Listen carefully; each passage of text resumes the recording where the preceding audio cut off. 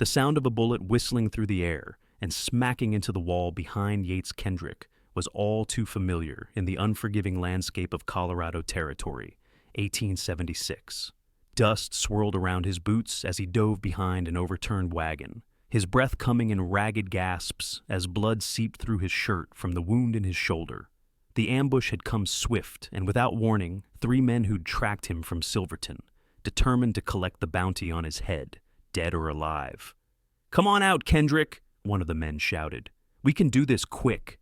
Yates gritted his teeth, pressing his back against the splintered wood of the wagon.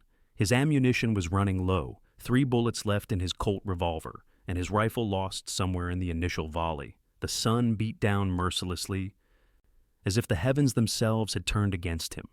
29 years old, and this was how it would end. Bleeding out on a dusty trail, far from anything resembling a home.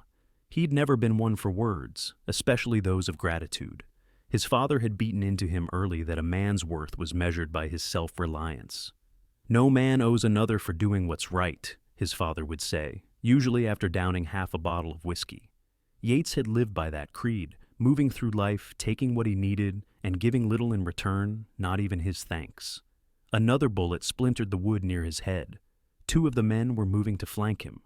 Yates could see the third approaching head-on, a confident smirk on his unshaven face.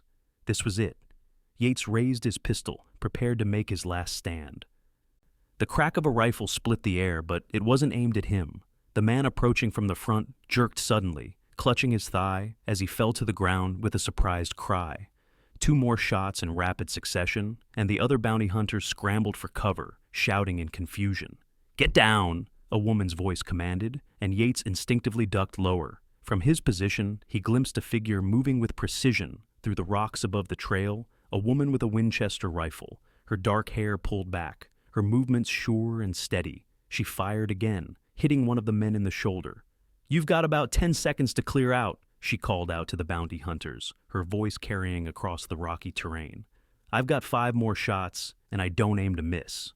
The wounded men retreated, dragging their injured companion with them, cursing as they disappeared down the trail. Yates remained crouched behind the wagon, wary and confused. His vision was beginning to blur at the edges, blood loss taking its toll. The woman approached cautiously, rifle still at the ready, as she scanned the area for any remaining threats. When she reached the wagon, she peered down at him, her expression a mixture of concern and wariness.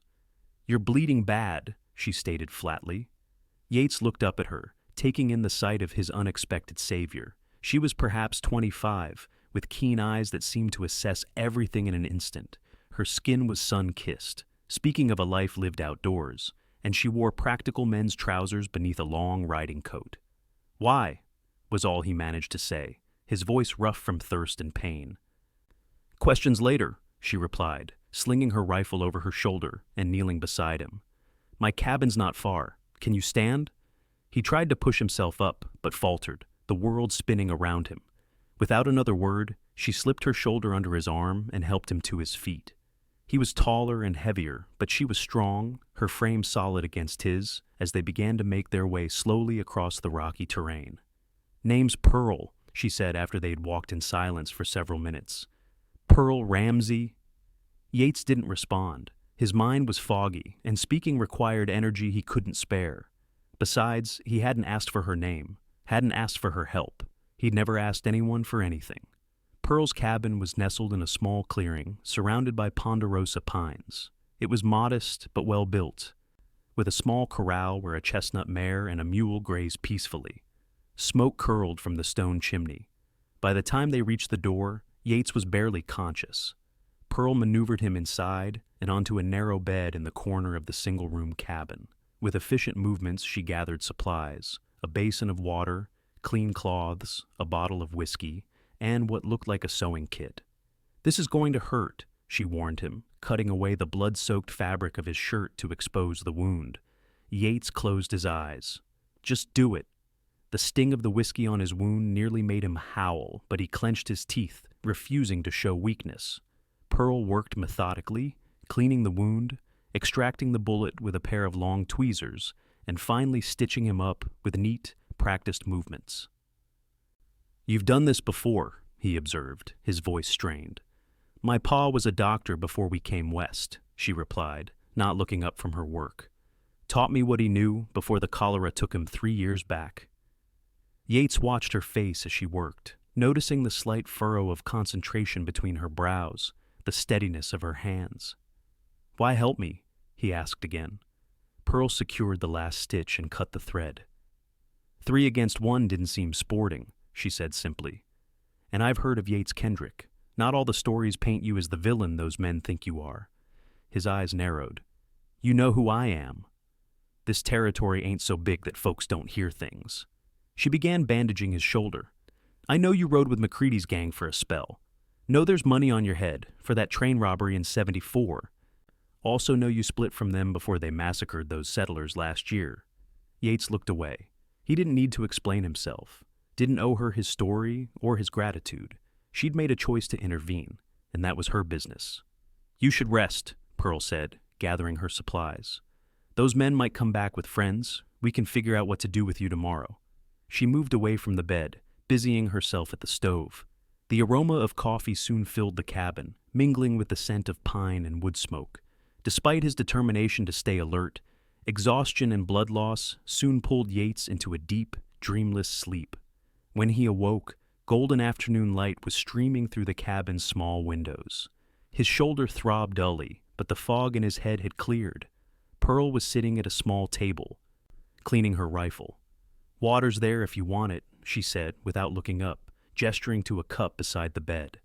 Yates reached for it with his good arm and drank deeply. "How long was I out?" "Most of the day." She set down the rifle and finally looked at him. "Fever broke about an hour ago." He pushed himself to a sitting position, wincing at the pain. "I should move on." Pearl raised an eyebrow. "With that shoulder? You'd bleed out before you made it 5 miles. She stood and went to the stove, returning with a bowl of stew. "Eat first, then we'll talk about your foolish plans to get yourself killed." The stew was simple venison, potatoes, and wild onions, but it was the first hot meal Yates had eaten in days. He ate in silence, aware of Pearl watching him from her place by the table. "Why are they after you?" she asked finally. Yates set down the empty bowl. "Bounty." "I know that part. Why the bounty?" He shrugged his good shoulder. "Made some bad choices. Rode with the wrong men for a while." "McCready's gang," she supplied. "For a time." "And now?" Yates met her gaze. "Now I'm trying to put distance between me and those choices." Pearl seemed to consider this. "Those men after you, they looked professional." "Pinkerton men," Yates confirmed. "Agency's been hired by the railroad to bring in what's left of McCready's gang." "But you left the gang." "Doesn't matter to them. I was there for the Sentinel Pass robbery. That's enough." Pearl frowned. "That's where they hit the Union Pacific train, killed that guard?" Yates looked away. "I didn't pull the trigger. But I was there." A heavy silence fell between them. Outside, the wind rustled through the pines, and somewhere in the distance a wolf howled. "I'm not asking for your help," Yates said finally, "or your protection. Once I can ride, I'll be gone." Pearl studied him, her expression unreadable. "And where will you go? There's law to the east, mountains to the west, and those Pinkerton men likely watching every trail in between." "I'll manage. Like you were managing today?" There was a sharp edge to her voice now. Yates didn't answer. He'd survived this long by trusting no one, owing no one. He wasn't about to start now, least of all with this woman who'd inserted herself into his troubles for reasons he couldn't fathom. Pearl sighed and stood. "Rest. We'll figure it out tomorrow." As darkness fell, Pearl made a pallet for herself near the stove, leaving Yates the bed. Despite his exhaustion, sleep eluded him. He lay awake, listening to the night sounds and Pearl's steady breathing, wondering why fate had thrown him in the path of this strange, capable woman. The next few days established a cautious routine. Pearl tended to his wound, changing the bandage and checking for signs of infection. She hunted, cooked, and maintained the cabin while Yates slowly regained his strength. They spoke little, each regarding the other with a mixture of curiosity and wariness. On the 4th day, Yates ventured outside for the first time. The mountain air was crisp and clean, filling his lungs as he stood on the small porch. Pearl was in the corral, brushing down her mare. She glanced up as he approached, leaning heavily on the porch post for support. "Should you be up?" she asked. "Can't lie in that bed forever," he replied. Pearl nodded, returning to her task. Yates watched her hands move rhythmically through the horse's mane, noting the confidence in her movements, the ease with which she handled the large animal. "How long have you been out here, alone?" he found himself asking. She didn't pause in her work. 3 years since Pa died. Had a brother, but he went east to find his fortune. Haven't heard from him in 2. "No husband?" A small smile played at the corners of her mouth.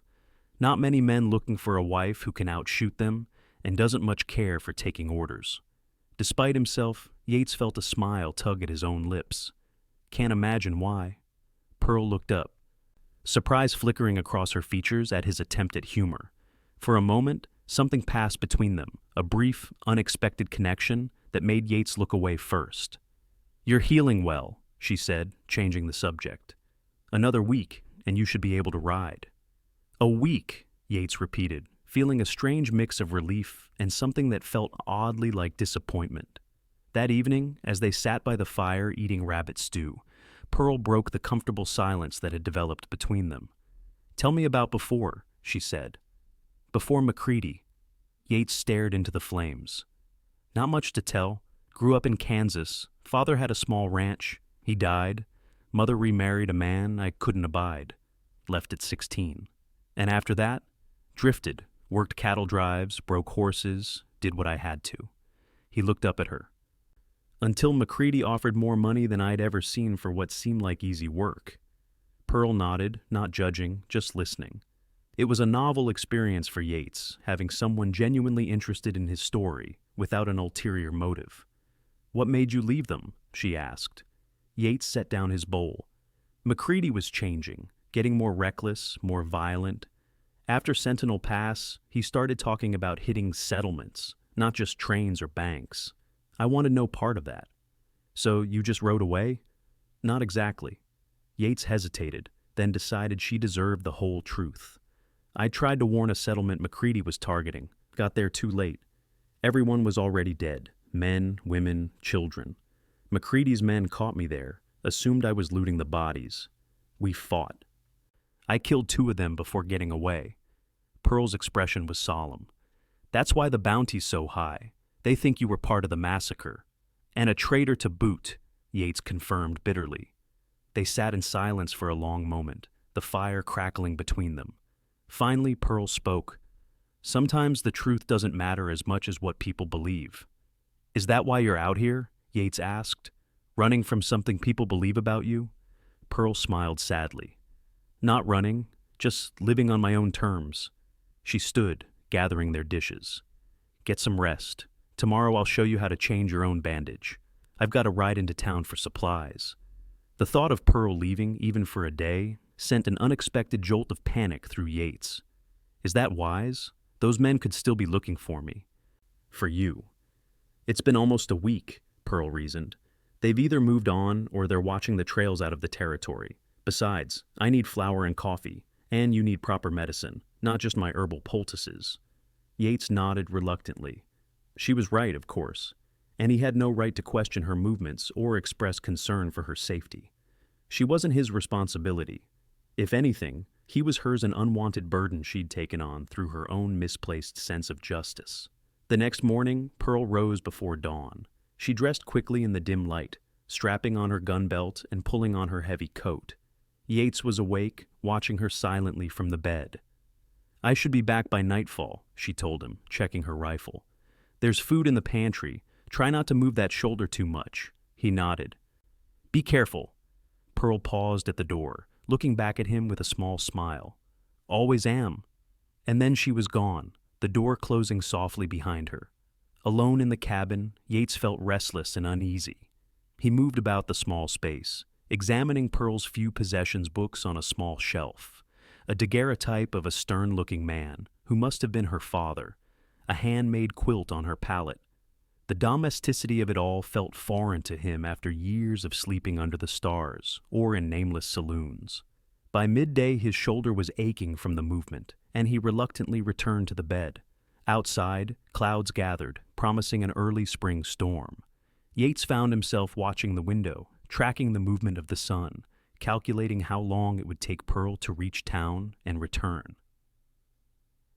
As afternoon faded to evening and the first raindrops began to patter on the roof, a growing sense of dread settled in Yates's stomach. Pearl should have been back by now. The rational part of his mind listed innocent explanations.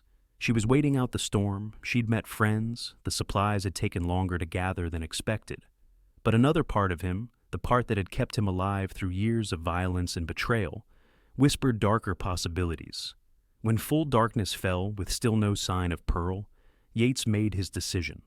Gritting his teeth against the pain, he pulled on his shirt and coat, strapped on his gun belt, and stepped out into the rain. Pearl's mule was still in the corral she'd taken only her mare to town. Yates saddled the animal with difficulty, his injured shoulder protesting every movement. The mule seemed to sense his urgency, standing patiently as he worked. The rain had turned the trail to mud, making progress slow and treacherous. Yates pressed on, guided by the occasional flash of lightning and his own instinct for direction. The town of Silverpine was small, nestled in a valley about 10 miles from Pearl's cabin. By the time its dim lights came into view, Yates was soaked to the skin and feverish from exertion. The main street was deserted, everyone having sought shelter from the storm. Yates tied the mule outside the general store and peered through the rain-streaked windows. The store was closed, its interior dark. Moving on, he checked the small saloon, the blacksmith shop, and finally the sheriff's office.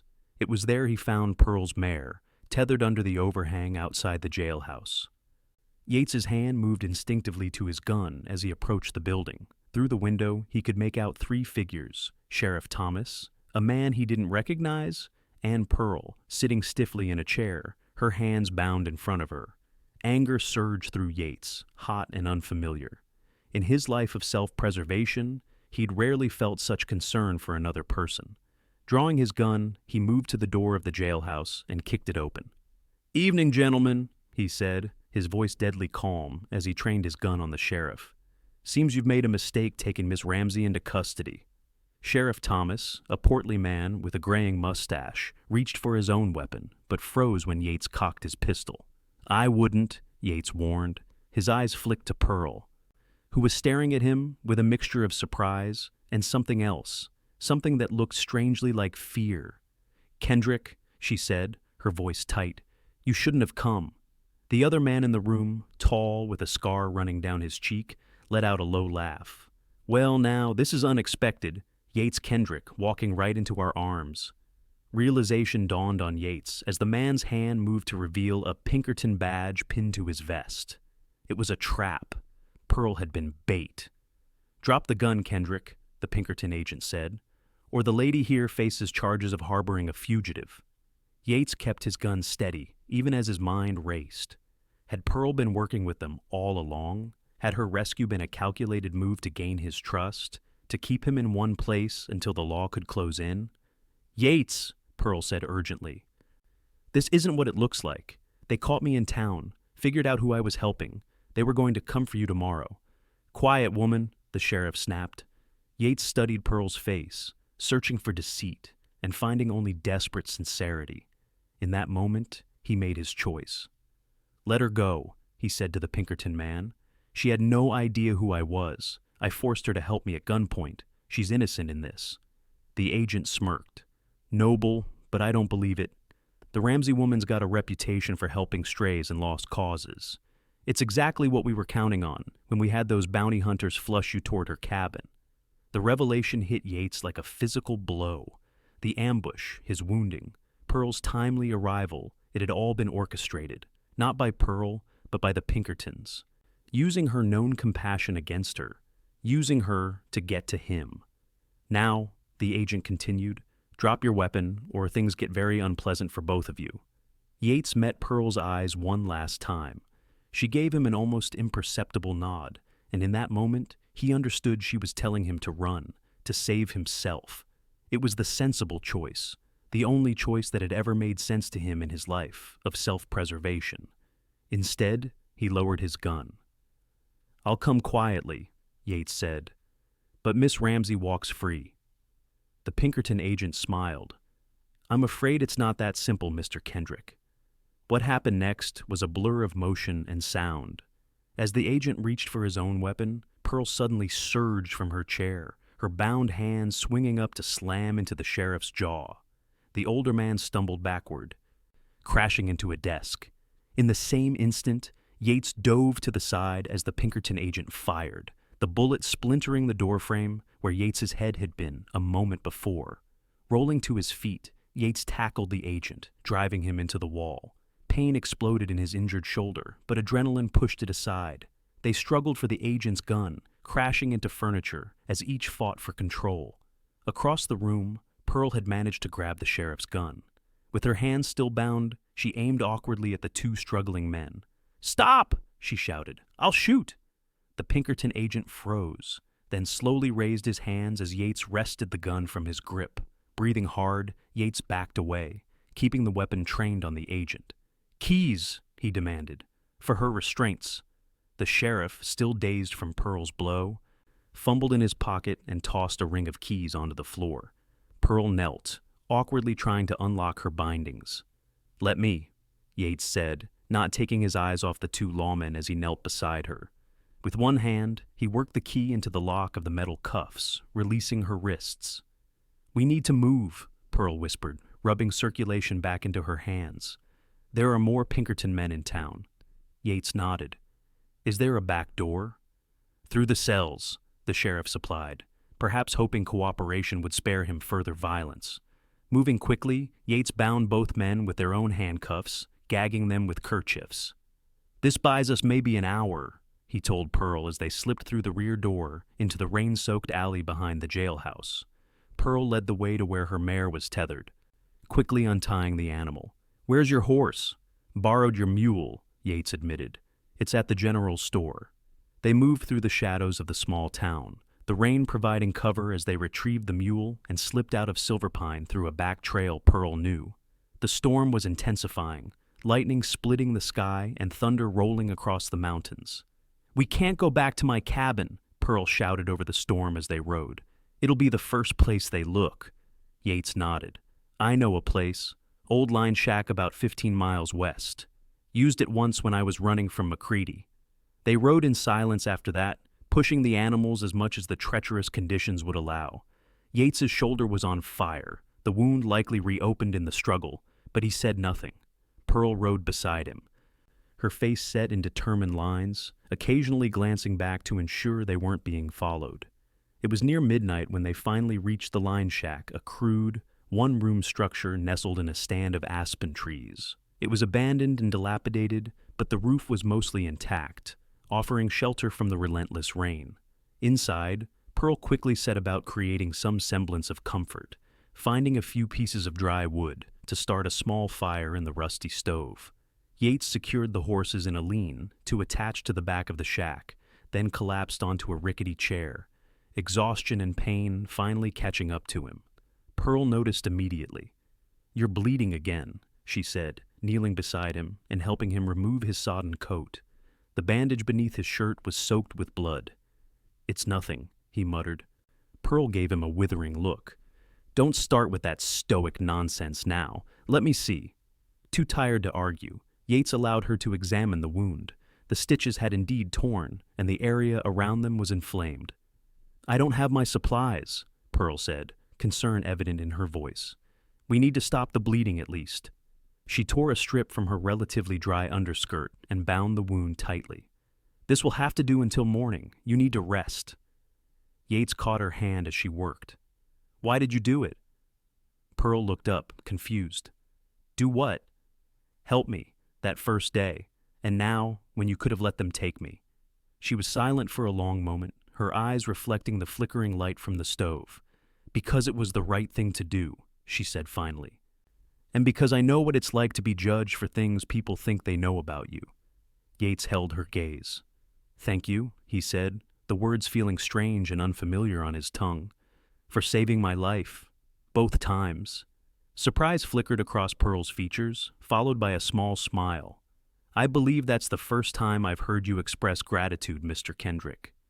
"Never had much cause to before," Yates admitted. They stayed like that, close enough that he could feel the warmth of her breath, her hand still in his. Something shifted between them. In that moment, a boundary crossed, a wall lowered. Pearl was the first to pull away, moving to spread her damp coat near the stove to dry. "We should both try to rest. Tomorrow won't be easy." Yates watched her as she settled onto the hard floor, using her saddle as a pillow. Despite the circumstances, hunted, injured, cold, he felt an unfamiliar sense of peace in her presence. It was dangerous, he knew, this growing attachment, dangerous and foolish. Yet, as he drifted into an exhausted sleep, his last thought was not of escape routes or survival strategies, but of the way Pearl's eyes had softened when he'd thanked her. Morning brought clear skies and difficult decisions. Yates's fever had risen during the night, his body fighting the infection from his reopened wound. Pearl had found a stream nearby and returned with fresh water, helping him drink and bathing his forehead with a damp cloth. "We need to get you to a doctor," she said, worry etching lines around her eyes. Yates shook his head. "Can't risk it. Every lawman in the territory will be looking for us now." "Then what do you suggest?" "I won't watch you die from a stupid infection." Despite his discomfort, Yates smiled at her vehemence. "There's a Ute healer about a day's ride from here. Woman named Morning Star. She patched me up once before. Might be willing to do it again." Pearl considered this. "Can you ride that far?" "Do I have a choice?" "No," she admitted, "but I don't like it." They set out an hour later, moving cautiously through the pine forests and high meadows. Yates rode Pearl's mule, finding it had a smoother gait than his mare, jarring his wound less. Pearl rode close beside him, her rifle across her lap, eyes constantly scanning their surroundings. By midday, Yates was struggling to stay upright in the saddle. The fever had intensified, and the world occasionally blurred around the edges. Pearl noticed his deterioration and called a halt beside a small creek. "Rest," she ordered, helping him dismount and settle against a boulder. "Drink some water." Yates complied, too weak to argue. Pearl dampened her kerchief in the creek and pressed it to his forehead. "Tell me about after," he said, his voice rough. Pearl looked puzzled. "After what?" "After all this. What will you do if we make it through? Go back to your cabin?" She sat back on her heels, considering. "I don't know. Probably not the cabin too many people know about it now. Maybe head further west. I've heard Oregon has good land." "Alone?" The question came unbidden, surprising even Yates himself. Pearl's eyes met his, something vulnerable flickering in their depths. That was the plan. Before Yates could respond, the sound of a twig snapping nearby brought them both to alert. Pearl raised her rifle, moving to position herself between Yates and the potential threat. A moment later, a deer emerged from the trees, regarding them with wary eyes before bounding away. Pearl lowered her rifle, releasing a breath. "We should keep moving," she said, helping Yates back onto the mule. "We're still too close to Silver Pine." They rode until sunset, following game trails and stream beds to avoid the main routes. By the time they made camp in a sheltered grove, Yates was barely conscious, slumping against Pearl as she helped him to the ground. "Stay with me," she murmured, her voice tight with fear as she cradled his head in her lap. "We're almost there. Just stay with me, Yates." Through the haze of fever, he felt her cool hand on his cheek, heard the concern in her voice. It had been so long since anyone had cared whether he lived or died, so long since he'd allowed himself to care about anyone else. "Pearl," he whispered, fighting to stay conscious. "If I don't make it—" "Don't!" she interrupted fiercely. "Don't you dare say it. You're going to be fine." Yates reached up, his hand finding hers. "Listen to me. If I don't make it, head north. Canada. Start fresh." He squeezed her fingers weakly. "Live that life you wanted, the one on your own terms." Tears glistened in Pearl's eyes, catching the firelight. "I will if you will," she said, her voice breaking slightly. "We'll both go, together." The word hung between them, laden with meaning and possibility. Together. Yates had never considered such a thing, never thought beyond his own survival. But now, looking up at Pearl's determined face, he found himself wanting it with an intensity that frightened him. "Together," he agreed, before darkness claimed him once more. When Yates next opened his eyes, he was in an unfamiliar place. The air was heavy with the scent of herbs and wood smoke. He lay on a pallet of soft furs, a warm blanket covering him. His shoulder throbbed dully, but the fiery pain had subsided. Turning his head, he saw Pearl sitting nearby, talking in low tones with an elderly Native American woman. Morning Star, he realized they had made it to the Ute Healer's Lodge. Pearl noticed his movement and was at his side in an instant. "You're awake," she said, relief evident in her voice. "How do you feel?" "Better," Yates croaked, his throat dry. "Water?" Pearl helped him sit up slightly, bringing a clay cup to his lips. "Morning Star treated your wound. She says the infection is draining. You need to rest, but you'll recover." Morning Star approached, her wizened face creased in a slight smile. "The spirits favor you, Yates Kendrick. Twice now you have come to me near death, and twice they have granted you life." Yates nodded respectfully. "Thank you for your help." The old woman's dark eyes twinkled. "It is the young woman you should thank. She would not leave your side, not even to eat or sleep. She fought the fever spirits with you through 2 nights. 2 nights? Yates looked at Pearl with surprise. She appeared exhausted, dark circles beneath her eyes, her usually neat hair falling loose around her shoulders. "You stayed," he said simply. Pearl shrugged, suddenly self-conscious under his gaze. "Couldn't very well let you die after all the trouble I went through to save you the first time." Morning Star watched this exchange with knowing eyes. "I will prepare food," she said, moving away to give them privacy. When she had gone, Yates took Pearl's hand.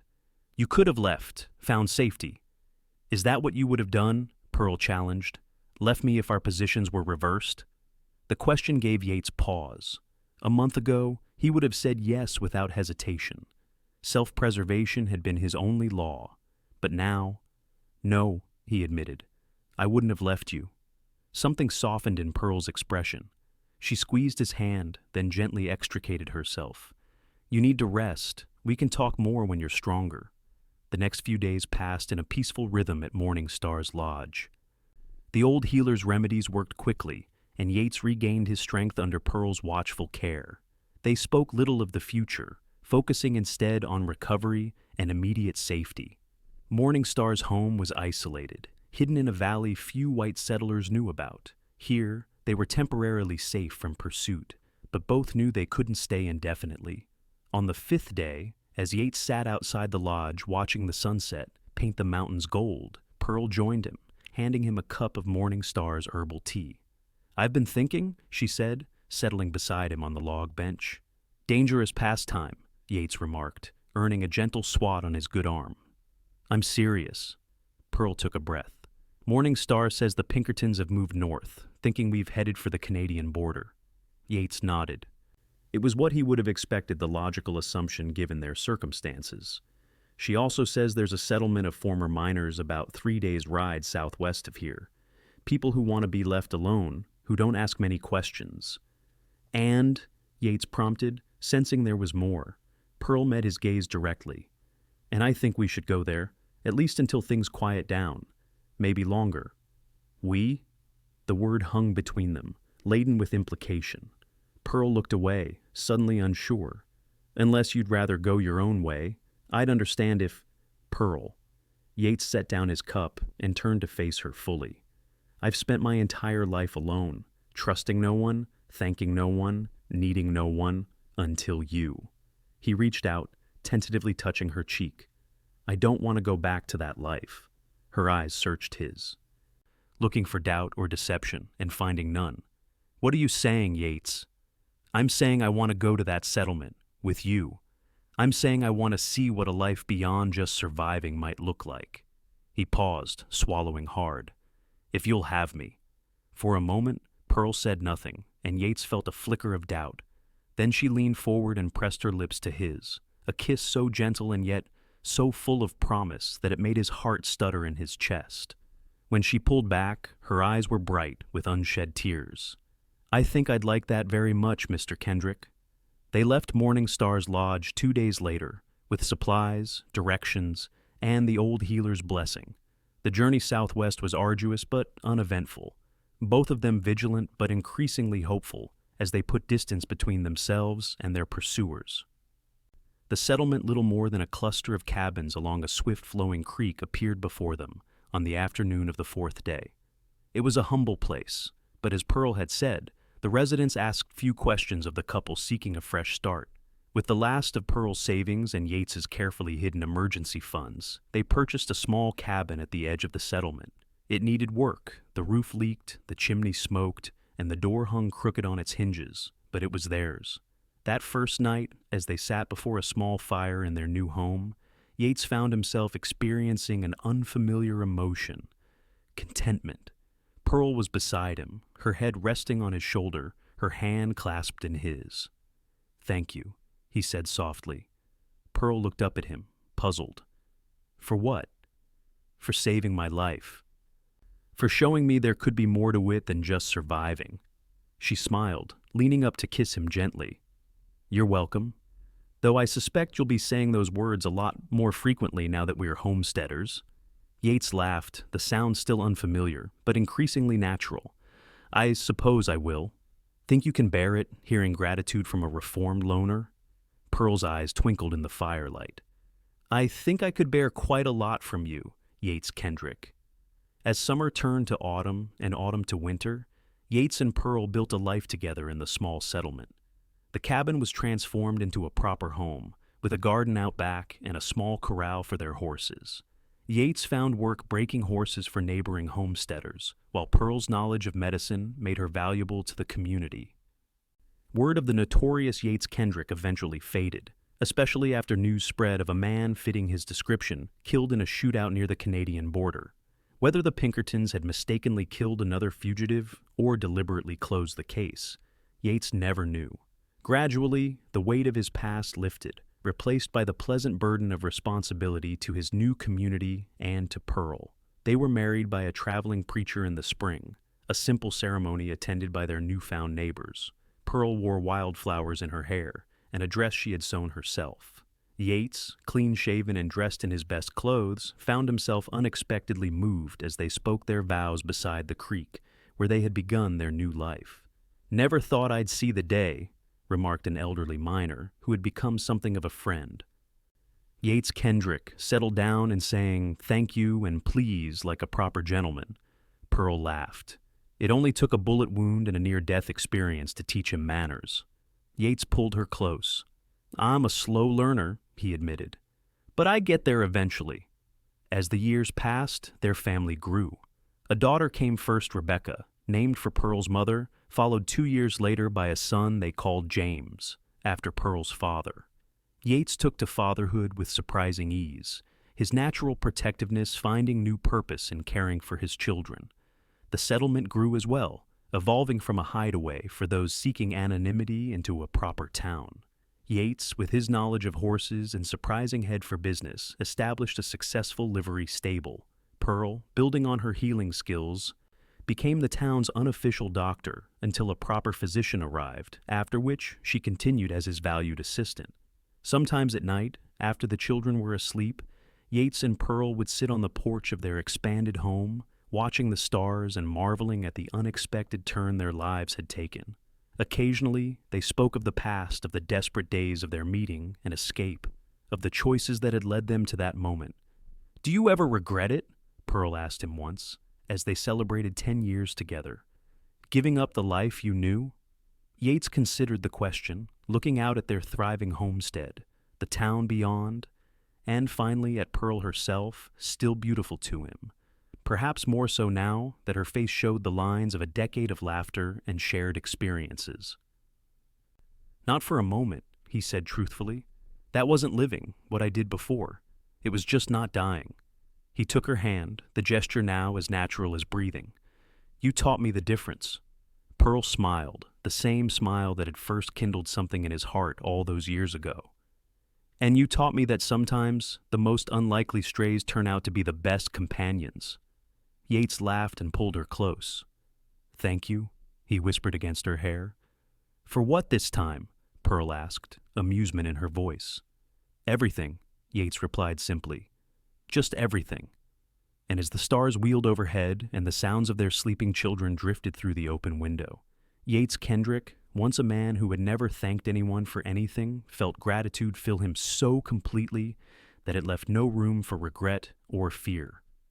Just love and the peaceful certainty that he was exactly where he was meant to be.